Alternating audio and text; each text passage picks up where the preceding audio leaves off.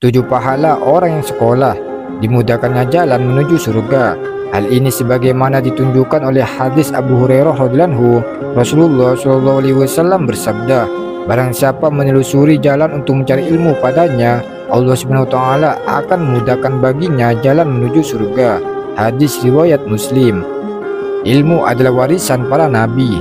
Hal ini sebagaimana dinyatakan oleh hadis, para ulama adalah pewaris para nabi. Sesungguhnya para nabi tidak mewariskan dinar ataupun dirham, tetapi mewariskan ilmu.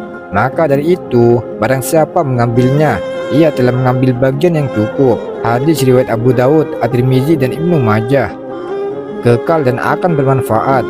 Disebutkan dalam hadis, jika seorang manusia meninggal, terputuslah amalnya, kecuali dari 3 hal: sedekah jariah, ilmu yang bermanfaat, atau anak soleh yang berdoa untuknya. Hadis riwayat Muslim.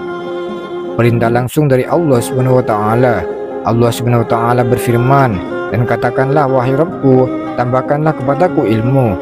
Quran surah At-Toha ayat 114. Ini hadis tegas diwajibkannya menuntut ilmu. Orang yang dikehendaki kebaikan. Dari Muawiyah, Nabi Shallallahu alaihi wasallam bersabda, barang siapa yang Allah Subhanahu wa taala kehendaki mendapatkan seluruh kebaikan, maka Allah Subhanahu wa taala akan memahamkan dia tentang agama. Hadis riwayat Bukhari nomor 71 dan Muslim nomor 1037. Yang dimaksud faqih dalam hadis bukanlah hanya mengetahui hukum syar'i, tetapi lebih dari itu.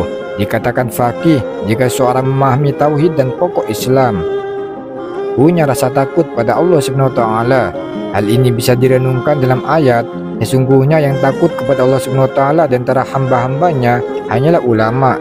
Quran surat Fatir ayat 28. Ibnu Katsir rahimahullah berkata, sesungguhnya yang paling takut pada Allah Subhanahu wa taala dengan takut yang sebenarnya adalah para ulama, orang yang berilmu. Para ulama berkata, siapa yang paling mengenal Allah Subhanahu wa taala, dialah yang paling takut pada Allah Subhanahu wa taala.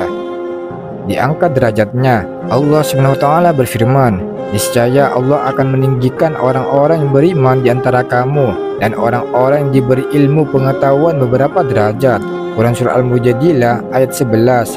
Allah Subhanahu wa taala berfirman, dan mereka berkata, sekiranya kami mendengarkan atau memikirkan peringatan itu, niscaya tidaklah kami termasuk penghuni-penghuni neraka yang menyala-nyala. Quran surah Al-Mulk ayat 10. Wallahu a'lam bishawab.